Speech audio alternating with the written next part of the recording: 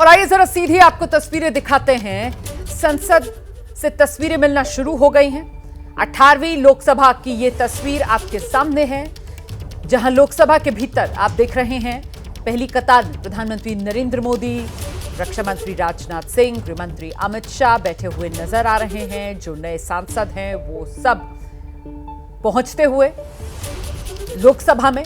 और आज अब जब सदन की कार्रवाई शुरू होगी तो पहले ये जो नए चुनकर आए सांसद हैं इन्हें शपथ दिलाई जाएगी। आने वाले 2 दिन तक यही सिलसिला जारी रहेगा। फिलहाल इस परंपरा को निभाने के लिए, शपथ दिलाने के लिए जो प्रोटेम स्पीकर हैं, राष्ट्रपति महोदया ने उन्हें शपथ दिला दी है। प्रधानमंत्री नरेंद्र मोदी सबसे पहले सदन में आज शपथ लेंगे। प्रोटेम स्पीकर उन्हें शपथ दिलाएंगे। प्रोटेम स्पीकर के तौर पर भर्तृहरि महताब। और प्रोटेम स्पीकर को लेकर जबरदस्त आर पार भी देखने के लिए मिला पक्ष और विपक्ष के बीच। और लीजिए, अब जो प्रोटेम स्पीकर हैं भर्तृहरि महताब, वो अपने पद पर पहुंचते हुए, अपने स्थान पर पहुंचते हुए आप उन्हें देख रहे हैं।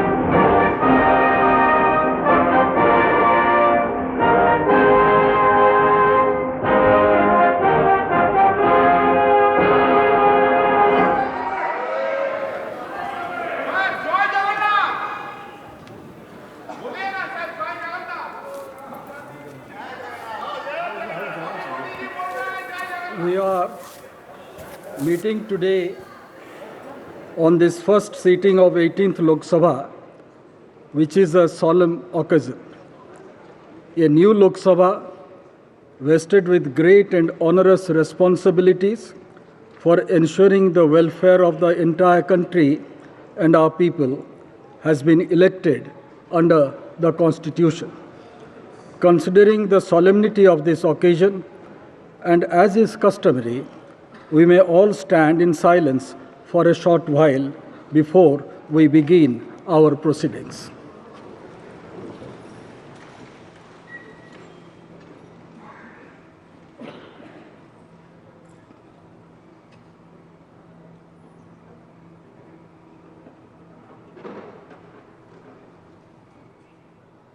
Om Shanti.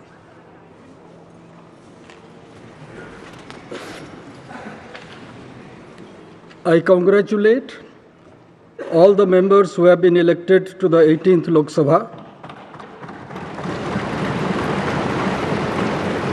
It gives me great pleasure to welcome all the members. I'm sure you will all help the chair in maintaining the high tradition of this house and thereby strengthening the edifice and the roots of our democratic polity. I wish you all success in your endeavor. Now I would request the Secretary General to lay on the table a list, Hindi and English versions, containing the names of the members elected to the 18th Lok Sabha at the general election of 2024, submitted by the Election Commission of India. Sir, I lay on the table. संसद भवन परिसर में मौजूद हैं और सोनिया गांधी और राहुल गांधी कांग्रेस के एक तरफ सदन की कार्रवाई शुरू होते तमाम विपक्षी सांसद इस वक्त नजर आ रहे हैं। ये वो तस्वीरें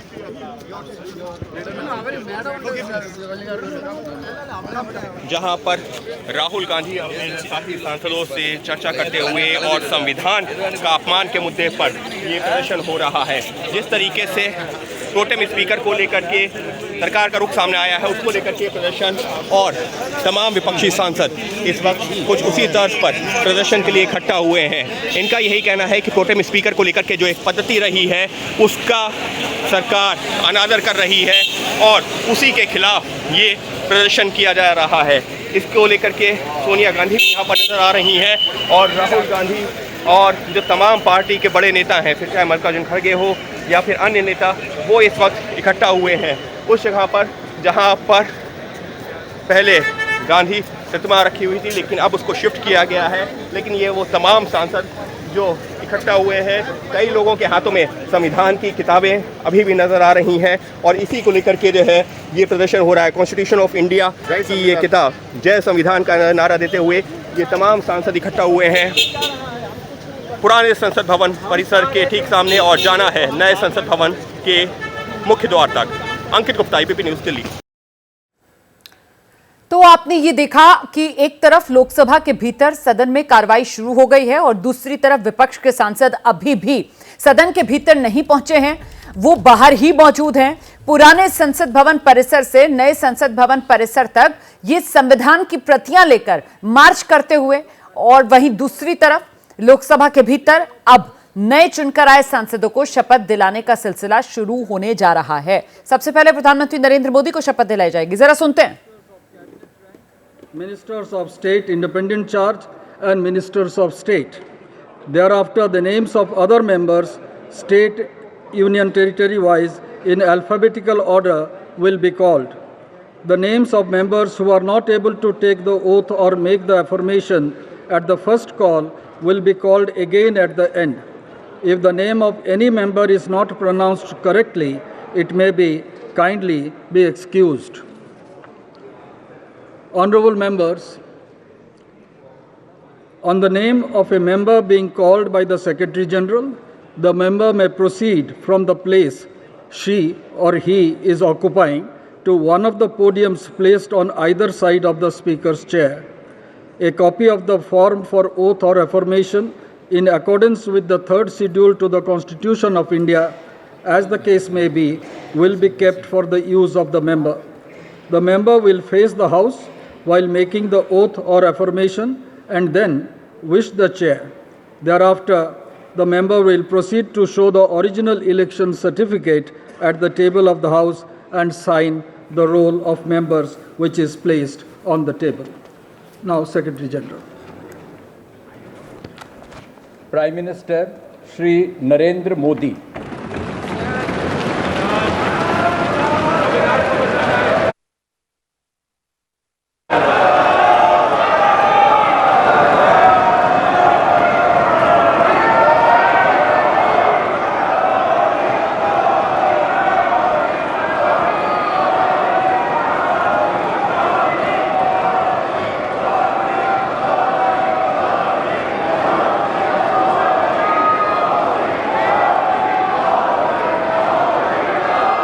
मैं नरेंद्र दामोदर दास मोदी,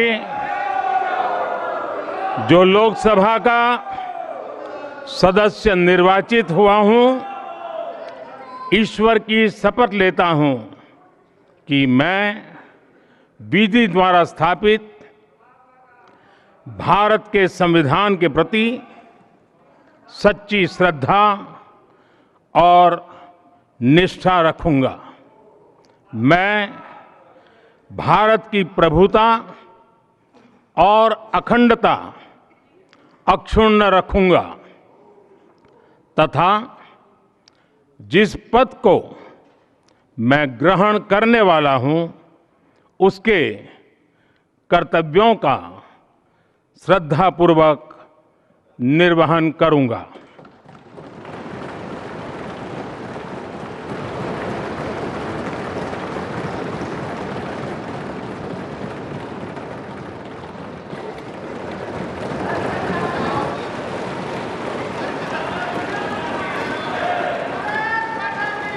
नरेंद्र मोदी ने 18वीं लोकसभा में बतौर सांसद शपथ ले ली है।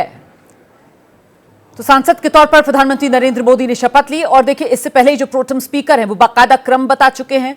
वो तरीका बता चुके हैं कि किस तरीके से ये शपथ ली जाएगी, और जो क्रम है उसमें सबसे पहले प्रधानमंत्री नरेंद्र मोदी, उसके बाद वरीयता के हिसाब से जो कैबिनेट मिनिस्टर्स हैं, और फिर जो एमओएस हैं, और उसके बाद राज्यों के हिसाब से अल्फाबेटिकल ऑर्डर के हिसाब से सांसदों को पुकारा जाएगा शपथ लेने के लिए। प्रधानमंत्री नरेंद्र मोदी ने बतौर सांसद इस 18वीं लोकसभा में शपथ ले ली है, हस्ताक्षर कर दिया है, और अब श्री कोडिकुनिल सुरेश, अगला नाम पुकारा जा रहा है।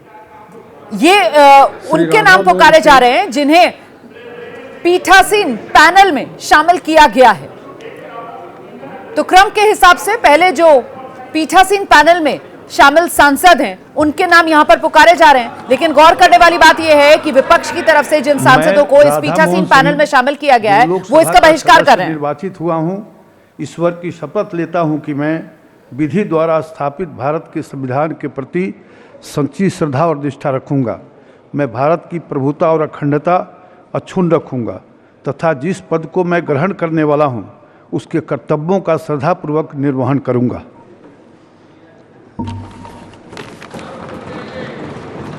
तो पीठासीन पैनल में सत्ता पक्ष की तरफ से राधा मोहन सिंह का नाम, और अब उन्होंने शपथ ले ली है। हालांकि इसमें जैसा कि आपने सुना, प्रोटेम स्पीकर की तरफ से वो जो दो नाम पुकारे गए थे, जिसमें एक नाम के सुरेश का, कांग्रेस के सांसद हैं, दूसरा नाम टीआर बालू का, एआईएडीएमके से, माफ कीजिएगा, डीएमके से चुनकर आए हैं, तो उन दोनों को भी पीठासीन पैनल में शामिल किया गया था। लेकिन विपक्ष की तरफ से पीठासीन पैनल में जिन सांसदों के नाम शामिल किए गए उन्होंने उसका बहिष्कार किया है, नाराजगी जताते हुए कि प्रोटेम स्पीकर के लिए के सुरेश को क्यों नहीं चुना गया, भर्तृहरि महताब को क्यों चुना गया। फग्गन सिंह कुलस्ते।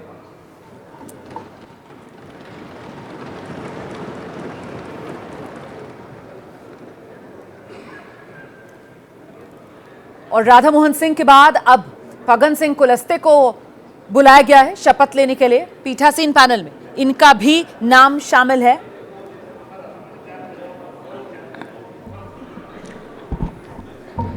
मैं फग्गन सिंह कुलस्ते जो लोकसभा का सदस्य निर्वाचित हुआ हूं, ईश्वर की शपथ लेता हूं कि मैं विधि द्वारा स्थापित भारत के संविधान के प्रति सच्ची श्रद्धा और निष्ठा रखूंगा। मैं भारत की प्रभुता और अखंडता अक्षुण्ण रखूंगा तथा जिस पद को मैं ग्रहण करने वाला हूं उसके कर्तव्यों का श्रद्धापूर्वक निर्वहन करूंगा।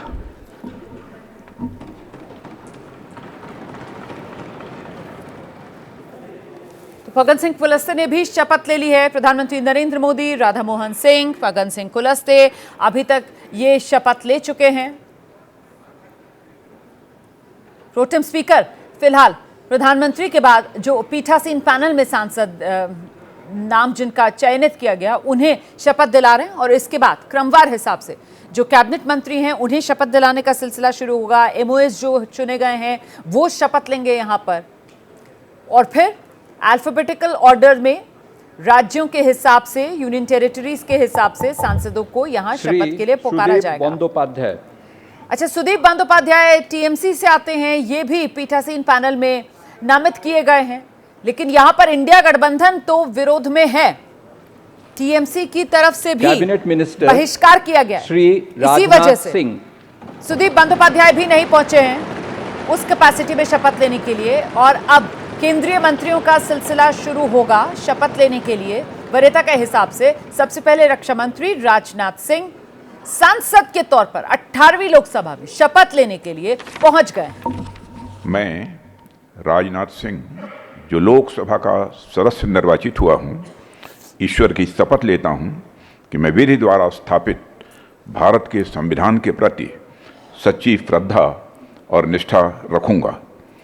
मैं भारत की प्रभुता और अखंडता अक्षुण्ण रखूंगा तथा जिस पद को मैं ग्रहण करने वाला हूं उसके कर्तव्यों का श्रद्धापूर्वक निर्वहन करूंगा।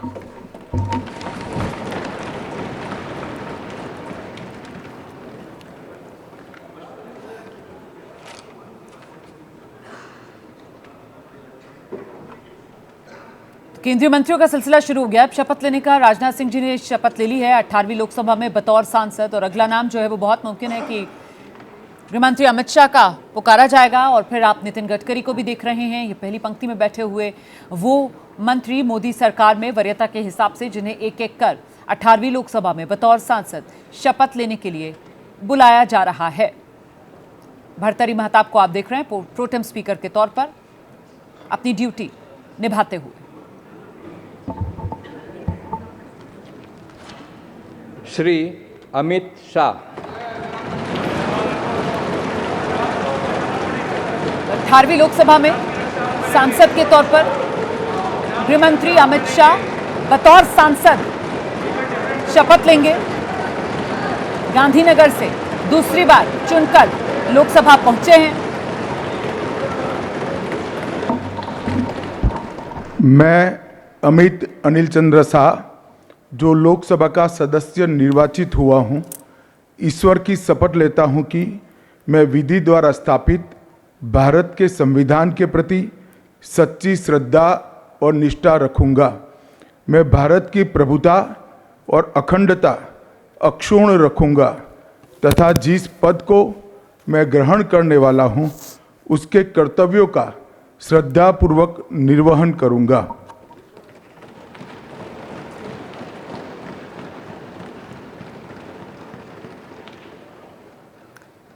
तो अमित शाह ने भी शपथ ले ली है और शपथ लेने के बाद अब वो भी जो नीचे रजिस्टर रखा हुआ है वहां जाएंगे, हस्ताक्षर करेंगे और फिर क्रमवार तरीके से जो अगले केंद्रीय मंत्री वरीयता के हिसाब से नितिन गडकरी का नाम होगा जो यहां पुकारा जाएगा। तो सिलसिलेवार तरीके से एक एक कर पहले कैबिनेट मिनिस्टर्स जो केंद्रीय मंत्री हैं, उसके बाद जो केंद्र राज्य मंत्री हैं, पहले स्वतंत्र प्रभार और फिर जो एमओएस हैं उनको पुकारा जाएगा यहां पर सांसद के तौर पर 18वीं लोकसभा में शपथ लेने के लिए। श्री नितिन जयराम गडकरी। और अब नितिन गडकरी जी शपथ लेने के लिए पहुंच रहे हैं। एक बार फिर से नागपुर से चुनकर आए हैं नितिन गडकरी। उम्र 67 साल है और वो जो कंटिन्यूटी, निरंतरता बनाई रखी गई है मोदी 3.0 में, मोदी 2.0 की तरह। एक बार फिर सड़क परिवहन की जिम्मेदारी। जो लोकसभा का सदस्य निर्वाचित हुआ हूँ, ईश्वर की शपथ लेता हूँ कि मैं विधि द्वारा स्थापित भारत के संविधान के प्रति सच्ची श्रद्धा और निष्ठा रखूँगा। मैं भारत की प्रभुता और अखंडता अक्षुण्ण रखूँगा तथा जिस पद को मैं ग्रहण करने वाला हूँ, उसके कर्तव्यों का श्रद्धापूर्वक निर्वहन करूँगा।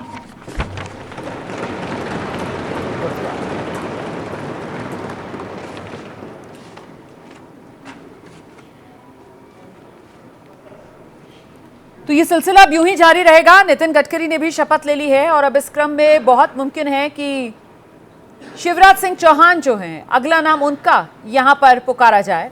तो ये नई सरकार, नया सत्र, लेकिन वो सरकार का अग्निपथ जिसका हम जिक्र कर रहे हैं। हमारे साथ स्टूडियो में दो वरिष्ठ पत्रकार मौजूद हैं, विनोद अग्निहोत्री जी, राकेश शुक्ला जी। ये शुरुआत ही पीठासीन पैनल में जो विपक्ष वाले सांसद, उनका ना पहुंचना विरोध और बहिष्कार से होती हुई नजर आ रही है। सर, इससे पता चल रहा है कि जो मिजाज है वो क्या रहने वाला है इस दौरान। कहते ना कि आगाज अगर ऐसा हो तो अंजाम क्या होगा। तो मुझे लगता है पहले दिन से ही जो टकराव शुरू हुआ है प्रोटेम स्पीकर की नियुक्ति को लेकर के, वो अच्छा नहीं है। मुझे लगता है दोनों तरफ से गलती हुई है। सरकार को भी इसका ध्यान रखना चाहिए था, विपक्ष के साथ बातचीत करके जो सबसे वरिष्ठ थे उनको बना देना चाहिए था, और अगर सरकार ने नहीं बनाया था तो विपक्ष को मान जाना चाहिए। ठीक है, जरा सुन लेते हैं। शिवराज सिंह चौहान पहुंचे हैं शपथ के लिए। मैं शिवराज सिंह चौहान, जो लोकसभा का सदस्य निर्वाचित हुआ हूं, ईश्वर की शपथ लेता हूं कि मैं विधि द्वारा स्थापित भारत के संविधान के प्रति सच्ची श्रद्धा और निष्ठा रखूंगा। मैं भारत की प्रभुता और अखंडता अक्षुण्ण रखूंगा तथा जिस पद को मैं ग्रहण करने वाला हूं, उसके कर्तव्यों का श्रद्धापूर्वक निर्वहन करूंगा। शिवराज सिंह चौहान ने शपथ ले ली है और यहाँ पर वो पक्ष विपक्ष वाली बात तो हम करेंगे, लेकिन राकेश शुक्ला जी, ये अभी तक जितने बतौर सांसद यहाँ पर माननीय ने शपथ ली है, उसमें सबसे बड़ी मुस्कान अगर किसी के चेहरे पर दिखी तो वो शिवराज सिंह चौहान, और सबसे ज्यादा ऊर्जा से भरपूर अगर कोई नजर आया तो वो भी शिवराज सिंह चौहान। स्वाभाविक है, 20 साल तक मध्य प्रदेश के मुख्यमंत्री रहे और मुख्यमंत्री पद से हटने के बाद सीधे वो केंद्रीय मंत्री बन गए हैं। केंद्रीय मंत्री बनने के बाद मुझे लगता है उनकी रुचि का मंत्रालय भी मिल गया है। वो काफ़ी एक्टिव हैं इस समय पर कृषि मंत्रालय में, और कृषि मंत्रालय में भी उन्होंने लाडली बहना की तरह ही एक लाडली कृषि बहना योजना शुरू कर दी है। तो ये सारी चीज़ें दिखा रही हैं कि कृषि मंत्रालय में शायद शिवराज सिंह चौहान जी कुछ अपनी तरह से करना चाहते हैं। पीएमओ के निर्देशों का पालन तो करेंगे लेकिन उसके साथ शायद वो अपनी रचनात्मकता भी उसमें शामिल रखें। बिल्कुल। और अब ये देखिए आप, मनोहर लाल खट्टर पहली बार चुनकर लोकसभा पहुंचे हैं। इससे पहले हरियाणा के मुख्यमंत्री के तौर पर अपनी जिम्मेदारी निभा चुके हैं और शपथ लेते हुए मनोहर लाल खट्टर। मैं मनोहर लाल जो लोकसभा का सदस्य निर्वाचित हुआ हूँ, ईश्वर की शपथ लेता हूँ कि मैं विधि द्वारा स्थापित भारत के संविधान के प्रति सच्ची श्रद्धा और निष्ठा रखूँगा। मैं भारत की प्रभुता और अखंडता अक्षुण्ण रखूँगा तथा जिस पद को मैं ग्रहण करने वाला हूँ उसके कर्तव्यों का श्रद्धापूर्वक निर्वहन करूँगा।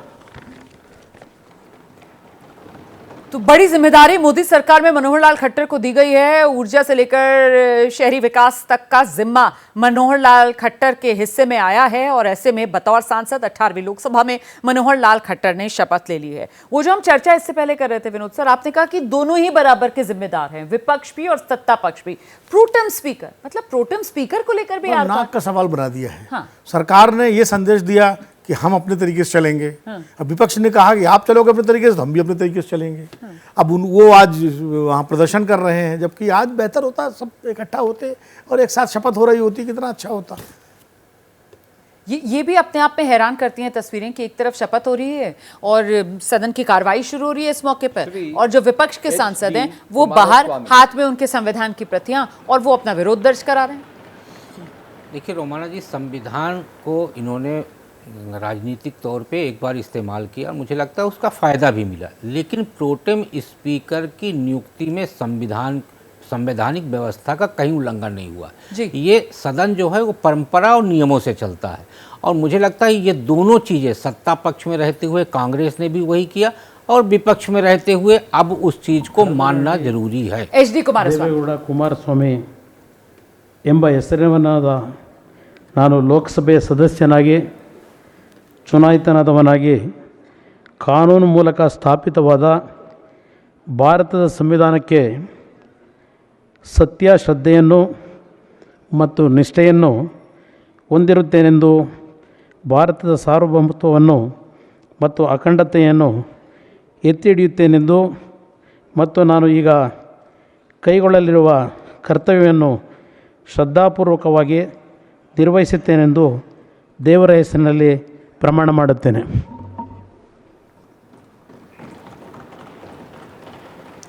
HD कुमारस्वामी ने शपथ ले ली है सांसद के तौर पर। हालांकि जेडीएस जो है वो बहुत मुश्किल में घिरी हुई है।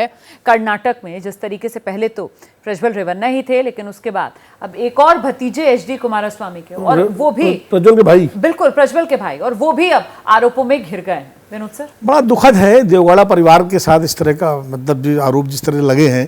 मतलब राजनीति में HD देवगौड़ा का बड़ा सम्मान रहा है। और कुमारस्वामी साहब हस्ताक्षर करना भूल गए थे, फिर उनको बुलाया गया कि आइए जरा रजिस्टर में हस्ताक्षर तो कर दीजिए। कुमारस्वामी साहब पहली बार केंद्रीय मंत्री बने हैं, कर्नाटक के मुख्यमंत्री रहे हैं, तो कई बार होता है शुरू में एकदम एक ऐसी स्थिति होती है, कई बार वो भूल गए, वापस लौट के आए, ये कोई मतलब ऐसी बात नहीं है।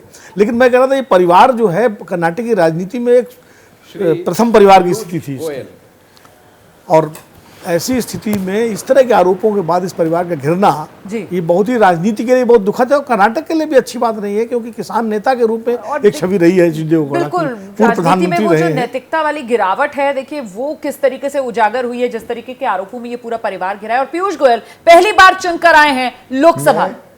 पीयूष वेद प्रकाश गोयल जो लोकसभा का सदस्य निर्वाचित हुआ हूं, ईश्वर की शपथ लेता हूं कि मैं विधि द्वारा स्थापित भारत के संविधान के प्रति सच्ची श्रद्धा और निष्ठा रखूंगा।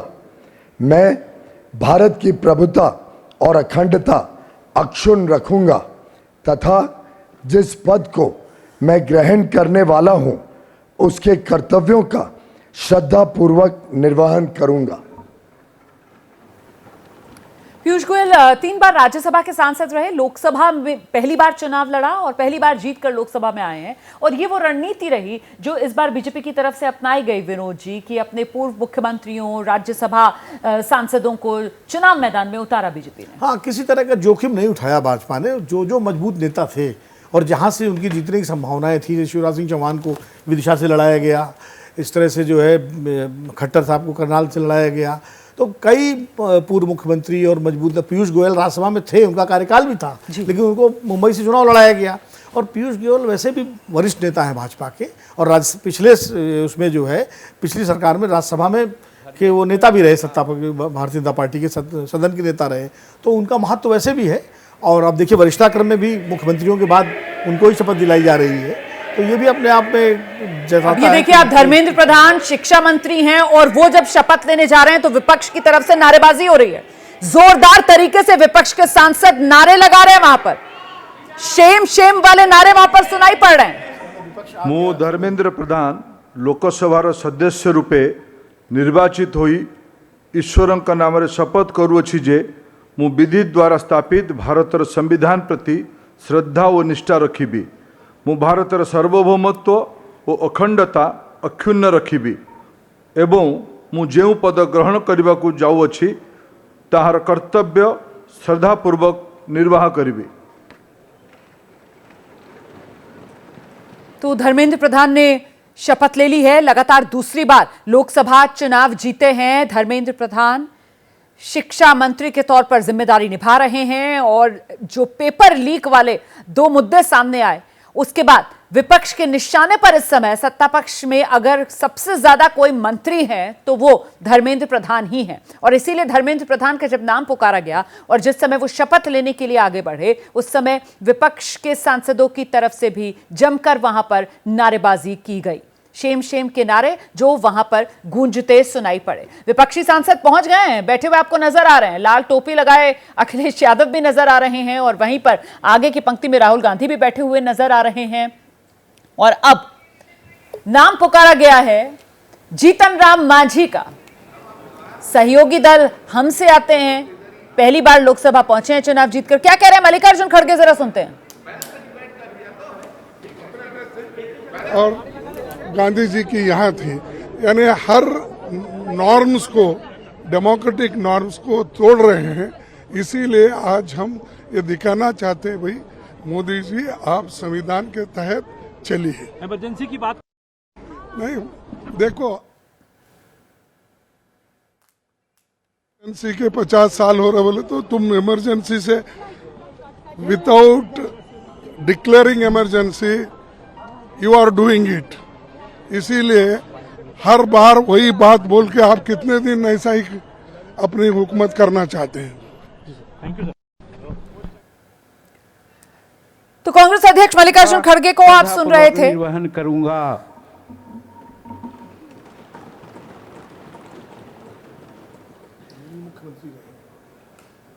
जीतन राम मांझी ने भी शपथ ले ली है। मैं इससे पहले जिक्र कर रही थी कि आप मल्लिकार्जुन खड़गे को सुन रहे थे, जिनकी तरफ से कहा जा रहा है कि सरकार जो है, जो भी संसदीय परंपराएं हैं उनका निर्वहन नहीं कर रही है। अंबेडकर और गांधी जी की जो मूर्तियां थी उसकी जगह बदल दी गई है। प्रोटेम स्पीकर को लेकर विपक्ष को नाराजगी है। और साथ ही साथ अभी आज इस सदन की कार्रवाई शुरू होने से पहले प्रधानमंत्री नरेंद्र मोदी की तरफ से वो जो इमरजेंसी का जिक्र करके उसे लोकतंत्र पर काला धब्बा बताकर निशाना बिना नाम लिए सीधे कांग्रेस पार्टी पर साधा गया, उस पर मल्लिकार्जुन खड़गे की तरफ से कहा गया कि आपने तो आपातकाल का बिना ऐलान किए उसी तरीके के हालात देश में बना रखे हैं। ये कहकर कांग्रेस पलटवार करती हुई और साथ ही साथ ये कहती हुई कि साहब कब तक एक ही बात को लेकर आप विपक्ष को घेरते रहेंगे, अब इन आरोपों में दम बचा नहीं है। तो कुल मिलाकर आक्रामक विपक्ष, इमरजेंसी का जिक्र प्रधानमंत्री नरेंद्र मोदी की तरफ से किया गया था, बावजूद उसके विपक्ष जो है वो उस पर भी फ्रंट फुट पर खेलने की कोशिश करता हुआ यहां पर नजर आ रहा है। मल्लिकार्जुन खड़गे को हम सुन रहे हैं, वो कह रहे हैं इन्होंने आपातकाल का ऐलान नहीं किया, हालात वैसे ही बना रखे हैं। नहीं, देखिए इंदिरा जी के समय पर जो आपातकाल लगाया गया था हम लोग उसके बारे में पढ़े हैं, उसमें और इस समय जिस तरह के आरोप लगा रहे हैं, दोनों में जमीन आसमान का अंतर है। वो वास्तविक आपातकाल था जिसमें सभी जगह पर पाबंदी लगा दी गई थी। अभी ऐसी कोई स्थितियां नहीं है, अभी सिर्फ राजनीतिक आरोप लगाया जा रहा है। और उसका जिक्र भी प्रधानमंत्री नरेंद्र मोदी ने ये कहते हुए किया कि साहब संविधान को नकारा गया, देश को जेल खाना बना दिया गया था और जो संविधान है एक तरीके से वो लीरे लीरे कर दिया गया था। आप शपथ लेने के लिए पहुंच गए। राजीव रंजन सिंह जेडीयू के कोटे से मंत्री बनाए गए। राजीव रंजन सिंह उर्फ ललन सिंह, जो लोकसभा का सदस्य निर्वाचित हुआ हूं, सत्य निष्ठा से प्रतिज्ञान करता हूं कि मैं विधि द्वारा स्थापित भारत के संविधान के प्रति सच्ची श्रद्धा और निष्ठा रखूंगा। मैं भारत की प्रभुता और अखंडता अक्षुण्ण रखूंगा तथा जिस पद को मैं ग्रहण करने वाला हूं उसके कर्तव्यों का श्रद्धापूर्वक निर्वहन करूंगा। तो ललन सिंह ने शपथ ले ली है। केंद्रीय मंत्रियों का पहले शपथ लेने का ये सिलसिला जारी है। तो जो गठबंधन के साथी हैं उसके कोटे से हमने देखा तीसरा चेहरा जिसने शपथ ली। विनोद जी, मुझे लगता है गठबंधन में सबसे जो सहयोगी दल हैं एनडीए के हैं उनमें सबसे मजबूत नेता के रूप में ललन सिंह को जानना चाहिए, क्योंकि नीतीश कुमार के प्रतिनिधि हैं वो, नीतीश कुमार के बेहद भरोसेमंद हैं वो, जनता दल यू के राष्ट्रीय अध्यक्ष रह चुके हैं वो, और उनको ही नीतीश कुमार ने भरोसा जताकर केंद्रीय मंत्रिमंडल में मंत्री पद की जिम्मेदारी दिलवाई है। तो जो सहयोगी दल हैं उनमें अगर सबसे मजबूत दमदार चेहरा किसी का है तो ललन सिंह का है। हालांकि बड़ा दल उसमें तेलुगु देशम है, 16 सांसद उसके हैं, लेकिन उनके जो प्रतिनिधि हैं वो उतने जाने पहचाने चेहरा नहीं है भारतीय राजनीति में जैसे ललन सिंह हैं। वो लगातार जो है एनडीए की राजनीति में, जेडीयू की राजनीति में, और जब नीतीश कुमार और लालू यादव एक साथ थे, वो इंडिया गठबंधन में थे, तब भी ललन सिंह प्रमुखता के साथ जो है रहते थे। और सबसे बड़ी मजेदार बात यह है कि महिला आरक्षण विधेयक पर सबसे ज्यादा सरकार पर हमला ललन सिंह ने अपने भाषण में किया था, सही अगर आप उसको याद करें तो। बिल्कुल। और अब सर्बानंद सोनोवाल जो हैं वो शपथ लेने के लिए पहुंच गए हैं। मैं सर्बानंद सोनोवाल लोकसभार सदस्य निर्वाचित होवात ईश्वৰৰ नामत शपथ खाई कওঁ जे विधिर द्वारा स्थापन करा भारतर संविधाনৰ प्रति मैं प्रकृत विश्वास और निष्ठा पोषण करिम। मैं भारतर प्रभुत्व और अखंडता अक्षुण्ण राखिम और मैं ग्रहण কৰিবলৈ ওলোৱা कर्तव्य श्रद्धापूर्वक निर्वाहन करिम। तो एक तरफ ये शपथ का सिलसिला जारी है और वहीं दूसरी तरफ इस बार तो विपक्ष मजबूत है ना, और ऐसे में विपक्ष मजबूत वार करने के लिए पूरी तरीके से तैयार है। आपको क्या लगता है कि सरकार की तरफ से रणनीति क्या होगी राकेश जी? देखिए, इस सत्र में जो सबसे महत्वपूर्ण हिस्सा है वो है राष्ट्रपति का अभिभाषण। राष्ट्रपति के अभिभाषण में सरकार के 5 साल की योजनाओं को रेखांकित किया जाएगा, पूरा रोड मैप रखा जाएगा जो 27 जून को होना जो 27 जून को होना है। उसके बाद जब राष्ट्रपति के अभिभाषण पर चर्चा होगी उसमें विपक्ष किस तरीके से अपनी प्रस्तुतिकरण देता है उससे तय होगा कि जो जुलाई के लास्ट में सत्र होने वाला है, कुल मिला के जुलाई के लास्ट में होने वाले सत्र की जमीन तैयार होगी इस सत्र में। वो बजट सत्र होगा, वो बजट सत्र और नहीं, प्रधानमंत्री नरेंद्र मोदी की तरफ से आज कहा भी गया कि साहब देश जो है वो स्लोगन नहीं, वो सब्सटेंस चाहता है। और उन्होंने कहा कि वो उम्मीद करते हैं, अपेक्षा करते हैं वो विपक्ष से कि विपक्ष जो है वो एक सकारात्मक भूमिका निभाए। तो जिस बात का जिक्र विनोद से राकेश जी कर रहे थे, तो वो सकारात्मक भूमिका निभाने का और वो चर्चा में हिस्सा लेने का वो एक मौका होगा विपक्ष के सामने। विनोद से देखिए, एक तो सबसे पहली बात है ये तय होना चाहिए सकारात्मक भूमिका क्या होती है। विपक्ष की सकारात्मक भूमिका विपक्ष की ये होती है कि सरकार अगर कोई ऐसा काम करे जो जनता के हितों के प्रतिकूल हो तो विपक्ष उस पर सवाल खड़ा करे और सरकार को उस पर दबाव बनाए कि सरकार अपने कदम। सर मुझे लगता है हम जरा वो सुना रहे हैं, अभी पहले वो सुना दीजिए, उसके बाद फिर मेहमान अपनी बात कर लेंगे। रखूंगा तथा जिस पद को मैं ग्रहण करने वाला हूं उसके कर्तव्यों का श्रद्धापूर्वक निर्वहन करूंगा। वीरेंद्र खटक थे जो शपथ ले रहे थे। जी सर, अपनी बात पूरी कीजिए। मैं कह रहा था कि सकारात्मक विपक्ष का मतलब ये होता है कि सरकार अगर कोई ऐसा कानून ला रही है जो देश हित में है, राष्ट्रीय हित में है, तो उसमें सहयोग करे। और अगर सरकार कोई ऐसा कदम उठा रही है, ऐसा कानून ला रही है जो जनता के हितों के प्रतिकूल लगता हो विपक्ष को, या उसमें बहुत सारे लूपहोल्स हों, जैसे किसान कृषि कानून को लेकर किसानों का विरोध था, उस पर विपक्ष पुरजोर विरोध करे और कोशिश करे कि उस कानून पर राम सहमति बने, संसदीय समितियों को वो कानून विधेयक जाए। तो ये सकारात्मकता होती है विपक्ष की। अब अगर मान लिया जाए कि सकारात्मक विपक्ष खाली सहयोगी सहयोग करे तो फिर विपक्ष का आएगा, फिर तो सरकार की सहयोगी पार्टी बन जाएगा। लेकिन संवाद तो ना, चर्चा तो ना, हाँ, ये ना हो सरकार की ये ना हो कि सदन जो है वो हंगामे की भेंट नहीं, इसमें सरकार की जिम्मेदारी पहले है बहुमत की, और उसके बाद विपक्ष को भी उसी तरह जिम्मेदारी के साथ जो है उसका जवाब देना चाहिए या उस पर एक्ट करना चाहिए। नहीं, मेरा मानना है कि जो सकारात्मकता की बात की जा रही है उसमें रचनात्मकता होना बहुत जरूरी है। बहुत सारे सांसद पहली बार चुन के आए हैं और उनको संसद के कामकाज को समझने के लिए समय देना होगा, और समय तब होगा जब आप संसद चलने देंगे। तो सबसे महत्वपूर्ण भूमिका इस बार विपक्ष की ये होगी कि संसद को शोर शराबा और हंगामा से बचाए और ज्यादा से ज्यादा चर्चा के लिए बैठे। ठीक है, उसी चर्चा से आप सरकार की खामियों को उजागर कर सकते हैं और अपनी बातों को जनता तक ला सकते हैं कि किस नियम को सरकार का जो कदम है वो ठीक है या नहीं है, और नए सांसदों को भी अपने यहाँ के मतदाताओं की बात रखने का मौका मिलेगा। इसलिए रचनात्मकता और सकारात्मकता दोनों होना जरूरी है। और सकारात्मकता रचनात्मकता सत्ता पक्ष विपक्ष दोनों में होनी चाहिए। अगर सत्ता पक्ष ये सोचे कि हमारे पास बहुमत है, हम विपक्ष की सुनेंगे ही नहीं, तो भी गड़बड़ है, और विपक्ष को भी सोचना चाहिए कि हम ज्यादा ताकतवर होकर आ गए हैं तो हम सरकार को काम नहीं करने देंगे, वो भी गलत है। देखिए, दोनों का सहयोगी होना जरूरी है। मैं वही कह रहा हूं, सत्ता पक्ष और विपक्ष का। लेकिन यदि विपक्ष बार बार बहिर्गमन करेगा और सदन की कार्रवाई में बाधा उत्पन्न करेगा, उसमें सरकार के हाथ में कुछ भी नहीं होता है। लेकिन यहाँ तो पेच अटक रहा है ना, और मैं फिर से बुनियादी मुद्दे पर आती हूँ, प्रोटेम स्पीकर वाले पर ही मैं आ जाती हूँ। अब देखिए, आप प्रोटेम स्पीकर को लेकर किस तरीके से एक तरफ विपक्ष है और दूसरी तरफ सत्ता पक्ष है, और दोनों अपनी अपनी जो रुख है उस पर अड़े हुए हैं।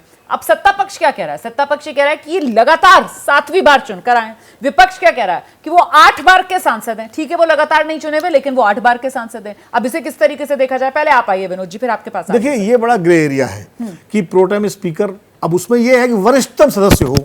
अब वरिष्ठतम लगातार चुन के आए, उसे वरिष्ठतम माना जाए, या वरिष्ठतम वो माना जाए जिसकी सबसे ज्यादा टर्म हो। ये एक वो है। मैं पिछली लोकसभा में 2019 में भी मेनका गांधी वरिष्ठ थी, लगातार चुन के आई थी, लेकिन उनको ना बना करके वीरेंद्र कुमार को बनाया गया था, और लेकिन वो दोनों बीजेपी के थे, तो इसलिए शायद उस वक्त कोई ज्यादा विरोध नहीं हुआ। इस बार अच्छा, मैं एक बात और कहता हूं, कांग्रेस ने ये किया था तो कांग्रेस उसकी सजा तो भी तो भुगती है। वो 44 पे पहुंच गई, फिर 53 पे आई, अब 99 पे है। तो आप वही काम क्यों कर रहे हो भाई? आपको अलग दिखना है। अगर आप सरकार में आए हैं जनता का विश्वास लेके तीसरी बार, तो आप वो काम न करें जो कांग्रेस ने किया था। नहीं तो सारा खेल तो सर इसी पर आकर टिक जाता है। नाक का सवाल न बनाएं। का इस्तेमाल किया ग्रे एरिया, वही ग्रे एरिया है, और उसी ग्रे एरिया के जरिए पक्ष जो है वो अपनी बात आगे बढ़ाने की कोशिश कर रहा है, विपक्ष अपनी बात आगे बढ़ाने की कोशिश कर रहा है। विपक्ष की जिम्मेदारी ज्यादा हो जाती है। अगर आप विपक्ष को विश्वास में लेना चाहते हैं तो आप बना लेते प्रोटेम स्पीकर। आखिरकार तो सर जो नंबर ज्यादा है उसी की चल रही है ना, प्रोटेम स्पीकर में हमने देख लिया। तो जब आप नंबर चलाएंगे तो फिर विपक्ष भी अपना नंबर चलाएगा। ठीक है, राकेश जी, अड़ने का सिलसिला तो वही शुरू होगा ना। विनोद जी ने एक बात बहुत अच्छी कही कि ये कोई प्रतिष्ठा का सवाल नहीं है, और इस पे मुझे लगता है बहुत ज्यादा अड़ने की आवश्यकता नहीं। आज लेकिन अड़ तो रहे ना। आप देखिए, पीठासीन पैनल में से भी उन्होंने अपने नाम वापस ले लिए। विपक्ष का कोई सांसद पहुंचा ही नहीं पीठासीन पैनल के तहत शपथ लेने के लिए, क्योंकि वो उस पैनल का ही बहिष्कार कर रहे हैं। आज पहला दिन है, और पहले दिन सत्ता विपक्ष यदि एक साथ सदन में होता तो उसका बड़ा अच्छा संदेश पूरे देश में जाता। और उसके बाद एक विश्वास, जो सदन के प्रति अविश्वास का वातावरण बना हुआ है, मुझे लगता है वो विश्वास से परिवर्तित होता। प्रोटेम स्पीकर को लेकर जिस तरीके से विरोधी कदम उठाए गए, वो लोकतांत्रिक व्यवस्था यानी संसदीय व्यवस्था और परंपरा के लिए मैं उचित नहीं मानता। ये जबरदस्ती विपक्ष यहाँ पर अपना रुतबा दिखाने की कोशिश में था, क्योंकि प्रोटेम स्पीकर कोई ऐसा मुद्दा नहीं था। नहीं, तो खाली विपक्ष को दोष क्यों दे रही है? सरकार भी उदारता दिखा सकती थी कि ठीक है भाई, अब हम इनको बना देते हैं, ये कर देते हैं। उसमें करना तो वही है, प्रोटेम स्पीकर का कोई रोल ही नहीं होता है सिवाय शपथ दिलाना और स्पीकर का चुनाव कराना। और स्पीकर के चुनाव में नंबर एनडीए के साथ हैं, बीजेपी के साथ हैं, उसमें कोई झंझट नहीं था। लेकिन सर हम फिर वहीं पर आ गए, ये नहीं तो ये उदारता दिखा देते। पर अगर ऐसे ही होता अपेक्षा किससे की जाती है? बड़े भाई से की जाती है उदारता हमेशा, जो बड़ा होता है। विपक्ष भी उदारता दिखा सकता था, ये उसकी जिम्मेदारी भी थी। लेकिन सवाल ये है, अगर सरकार ये चाहती है कि बेहतर तालमेल हो, प्रधानमंत्री ने इतना शानदार भाषण दिया, अगर उस पर वाकई सरकार अमल करना चाहती है तो उदारता दिखा देती, और उसके बाद अगर विपक्ष कुछ करता तो विपक्ष अभी मतलब कटघरे में है। ऐसा नहीं, मैं विपक्ष को बरी नहीं कर रहा हूं, विपक्ष को भी इस हद तक नहीं जाना चाहिए था कि आप बहिष्कार करके प्रदर्शन करें, अपने लोगों को विड्रॉ करा लें। आप अपना विरोध दर्ज करा देते जैसे आपने, और उसके बाद आप आते और कहते हम इससे सहमत नहीं थे, लेकिन चूंकि संसद का पहला दिन है इसलिए हम आ रहे हैं। तो मुझे लगता है कि इस मामले में दोनों ने इसको अपनी नाक का सवाल बना लिया, जो कि संसदीय लोकतंत्र के लिए ठीक नहीं है। ठीक है, मतलब कहा यह गया कि साहब सरकार चलाने के लिए बहुमत चाहिए, लेकिन देश चलाने के लिए सहमति चाहिए। लेकिन ये होता हुआ यहाँ प्रोटेम स्पीकर का ही मामला, जिससे शुरुआत हुई एक तरीके से इस 18वीं लोकसभा की, वहां तो कम से कम नजर नहीं आ रहा है। और अब जो अगला पड़ाव होगा वो स्पीकर को लेकर जो चुनाव होना है उसका होगा। तो 18वीं लोकसभा, नए चुनकर आए सांसद जो हैं वो शपथ ले रहे हैं। सिलसिला लगातार जारी है। प्रधानमंत्री नरेंद्र मोदी ने सबसे पहले शपथ ली है। प्रोटेम स्पीकर भर्तृहरि महताब एक एक कर सांसदों को शपथ दिला रहे हैं। और इस क्रम में फिलहाल जो केंद्रीय मंत्री हैं वो शपथ ले रहे हैं। आप अभी देख रहे हैं टेलीविजन स्क्रीन पर ज्योतिरादित्य सिंधिया शपथ लेने के बाद हस्ताक्षर करते हुए बतौर सांसद 18वीं लोकसभा में। लेकिन यहां आर पार 18वीं लोकसभा के पहले सत्र की शुरुआत में ही पक्ष विपक्ष में जोरदार देखने के लिए मिल रहा है। और ये बात जो है अभी प्रोटेम स्पीकर सत्ता पक्ष से क्यों, विपक्ष से क्यों नहीं, भर्तृहरि महताब क्यों, के सुरेश क्यों नहीं, ये कहते हुए सवाल जो विपक्ष की तरफ से खड़ा किए गए। जिसके बाद जो पीठासीन पैनल था उसमें जो विपक्षी सांसदों के नाम थे, इंडिया गठबंधन वाले, उन सबने अपने नाम वापस ले लिए। इसीलिए माना यह जा रहा है कि ये तकरार, राकेश शुक्ला जी, प्रोटेम स्पीकर से तो शुरू हुई है और अभी तो आने वाले समय में जो स्पीकर है उसका चयन होना है, तो वहां पर यह मामला और गरमाएगा। हाँ, जिस तरीके से विपक्षी दलों का रुख है उससे लग रहा है कि स्पीकर के चुनाव भले ही हार जाएं लेकिन वो अड़ेंगे, क्योंकि उनकी मांग है डिप्टी स्पीकर की। और परंपरा है, कोई नियम नहीं है, परंपरा के हिसाब से सत्ता पक्ष का स्पीकर होता है और डिप्टी स्पीकर होता है आपके विपक्ष की तरफ से, जो अभी तक परंपरागत तरीके से सदन में होता आया। तो आप कह रहे हैं कि परंपरा मोदी सरकार नहीं निभाएगी? तो मुझे लगता है कि सुविधा के हिसाब से ही सदन में सत्ता पक्ष परंपराओं का निर्वहन करता है और जहां उसको सुविधाजनक नहीं लगता वहां वो परंपराओं को किनारे रख देता है। तो कुल मिला के जो डिप्टी स्पीकर को लेकर टसल चल रही है सत्ता पक्ष और विपक्ष में, उसमें अभी बहुत कुछ होना बाकी है। और ये अभी शपथ ग्रहण के बाद अभी स्पीकर का चुनाव होना है, स्पीकर के साथ ही डिप्टी स्पीकर का चुनाव होना है। तो सारा कुछ अभी 26 तारीख तक यानी परसों तक बहुत सारी स्थितियां स्पष्ट स्पीकर वाला मामला बहुत हद तक डिप्टी स्पीकर पर निर्भर करता है। अच्छा, मेरा सवाल आपसे ये है विनोद सर कि 2014 की अगर बात की जाए तो सहयोगी AIADMK को ये डिप्टी स्पीकर पद दे दिया था सरकार ने। 2019 में तो ये डिप्टी स्पीकर पद पहली बार ऐसा हुआ आजाद हिंदुस्तान में कि वो खाली रहा। लेकिन इस बार तस्वीर कुछ बदली हुई है, क्योंकि इस बार नंबर्स के लिहाज से विपक्ष बहुत मजबूत नजर आ रहा है पहले 2 टर्म्स के मुकाबले। ऐसे में आपको लगता है कि वो सकारात्मक एक परंपरा का निर्वहन करते हुए डिप्टी स्पीकर का पद विपक्ष को दिया जाए? नहीं, देखिए, जिस तरह से सरकार पूरा अब सरकार का गठन जिस तरह से हुआ है कि सब कुछ, सारे मंत्रालय वही हैं, मंत्री वही हैं, पुराने मंत्री लगभग 90% जी। और फिर प्रोटेम स्पीकर पर जिस तरह सरकार ने अपने तरीके से फैसला किया है, अपनी चलाई है, तो मुझे नहीं लगता कि कोई बहुत ज़्यादा बदलाव होगा। स्पीकर भी भारतीय जनता पार्टी का बनेगा और डिप्टी स्पीकर भी अगर वो किसी को देंगे तो किसी अपने सहयोगी दल को ही देंगे, जो 2014 से 2019 के बीच में उन्होंने वो बने थे, अपने थम्बीदुरई साहब जो बने थे अन्ना DMK के सहयोगी दल के रूप में। तो जबकि जैसा शुक्ला जी कह रहे हैं कि परंपरा विपक्ष को देने की रही है बहुत लंबे समय से, अब मुझे नहीं लगता कि विपक्ष जो है इस पर मानेगा।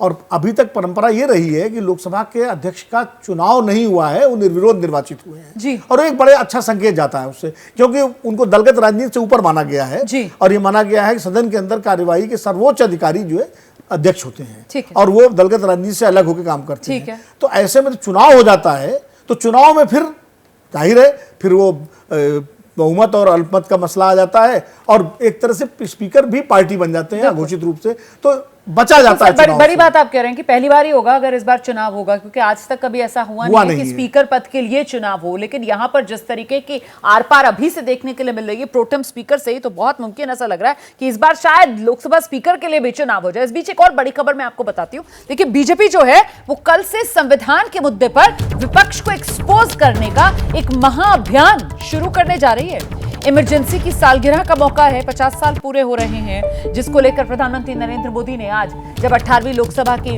कार्रवाई शुरू हो रही थी उससे पहले ही बाहर मीडिया से बात करते हुए कहा कि कोई भूल नहीं सकता 25 जून का वो दिन जब लोकतंत्र पर काला धब्बा लगा था। तो इमरजेंसी की सालगिरह के मौके पर कल देश भर में बीजेपी प्रेस कॉन्फ्रेंस करेगी। 2 बातें विशेष तौर से उठाई जाएंगी। पहली ये कि विपक्ष ने संविधान के नाम पर झूठ बोलकर, झूठा नैरेटिव फैलाकर ये चुनाव जीता है। ये लोग लोकतंत्र के लिए खतरा और दूसरा इमरजेंसी के दौरान कांग्रेस सरकार के एक्शन की याद दिलाई जाएगी। सीधे आपको लेकर चलते हैं, हमारे साथ हमारे सहयोगी अभिषेक उपाध्याय इस वक्त मौजूद है। अभिषेक, तो ये विपक्ष ने जिस तरीके से इस 18वीं लोकसभा में अपने नंबर बढ़ा लिए, उसी को एक्सपोज करने के लिए 50 साल पहले वाला 25 जून की तारीख और इमरजेंसी की सालगिरह, उसी के दिन को बीजेपी ने चुना है। बिल्कुल रोमाना, देखिए नंबर बढ़ाने का ही मसला है और उसका जो आधार है बीजेपी का, ये जो पूरी कोशिश है वो ये बताने की है कि इसका आधार एक झूठ पर आधारित है। झूठ ये कि संविधान खतरे में है, झूठ ये कि संविधान के जो बेसिक सिद्धांत है वो बदल दिए जाएंगे, झूठ ये कि आरक्षण खत्म कर दिया जाएगा। बीजेपी का ये मानना है कि इस तरह का नैरेटिव फैला करके ही जीत का मतलब है नंबर बढ़ाना, वो नंबर बढ़ाने को ही एड्रेस कर रहे हैं और इसको एक्सपोज किया जाएगा। तो कल 25 जून चुना गया है, जब 50 साल पूरे हो रहे हैं, पूरे देश भर में बीजेपी की प्रेस कॉन्फ्रेंस होगी। मैं यूपी की बात करूं, वहां 75 जिलों में होगी प्रेस कॉन्फ्रेंस। जो बीजेपी के संगठन महासचिव हैं बीएल संतोष, उन्होंने इस सिलसिले में कल एक ऑनलाइन बैठक की है, देश भर के पदाधिकारियों के साथ जुड़े हुए थे और देश भर के पदाधिकारियों को यही निर्देश है कि वो इस झूठ का पर्दाफाश करने की कवायद कल से शुरू करेंगे और यही बताएंगे कि कहां संविधान खतरे में है। सब कुछ वैसा का वैसा है, सिर्फ इस झूठ को फैला करके अपने नंबर बढ़ाए हैं और विपक्ष ने इसका इस्तेमाल किया है और इमरजेंसी की याद खासतौर पर दिलाई जाएगी कि 50 साल पहले क्या किया था कांग्रेस ने और असली संविधान को खतरे में करने वाले जो राजनीति है इनकी है और वो राजनीति दल ये हैं। ये एक तरह का जिसे कहते हैं राजनीतिक अभियान है। इसकी कल से शुरुआत होगी। कल बड़ा दिन है बीजेपी के लिए इस सिलसिले में और आगे भी ये चलता रहेगा। तो चुनाव में विपक्ष ने जो नंबर बढ़ा लिए हैं, कहीं ना कहीं उसको एक्सपोज करने की बीजेपी की ये तैयारी और रणनीति की साहब झूठ बोलकर विपक्ष ने नंबर बढ़ा लिए। और आज भी बहुत गौर करने वाली बात यह है कि प्रधानमंत्री नरेंद्र मोदी जब 18वीं लोकसभा की कार्रवाई में शामिल होने के लिए पहुंचे हैं संसद भवन परिसर, तो उनकी तरफ से भी यह साफ किया गया कि देखिए लगातार तीसरी बार अगर देश की जनता ने किसी सरकार पर भरोसा जताया है तो इसका मतलब यह कि इस सरकार की नीयत पर, इस सरकार की नीतियों पर और साथ ही इस सरकार का जो देश के आम लोगों के प्रति समर्पण है उस पर देश के लोगों ने मोहर लगाई है। और इस बीच संसद परिसर में विपक्ष का प्रदर्शन भी हुआ है। प्रदर्शन के दौरान सोनिया गांधी का बयान सामने आया। सोनिया गांधी कह रही हैं कि देश का संविधान बोलेगा।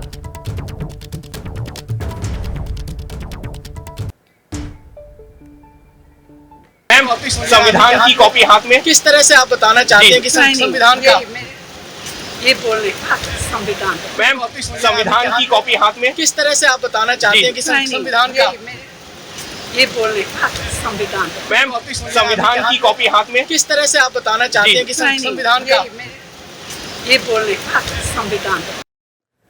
तो सदन का पहला दिन है आज, 18वीं लोकसभा, नए सांसद शपथ ले रहे हैं और वहीं दूसरी तरफ विपक्ष का जोश हाई नजर आ रहा है। तो लोकसभा का पहला सत्र शुरू हो रहा है, नए निर्वाचित जो सांसद हैं वो शपथ ले रहे हैं और इस सबके बीच विपक्ष के जो तेवर हैं वो खासे तल्ख नजर आ रहे हैं। कांग्रेस अध्यक्ष है मल्लिकार्जुन खड़गे, उनका एक बयान सामने आया। मल्लिकार्जुन खड़गे कह रहे हैं देश में बिना घोषणा के ही आपातकाल लगा हुआ है, लोकतांत्रिक परंपराएं खत्म कर रही है मोदी सरकार।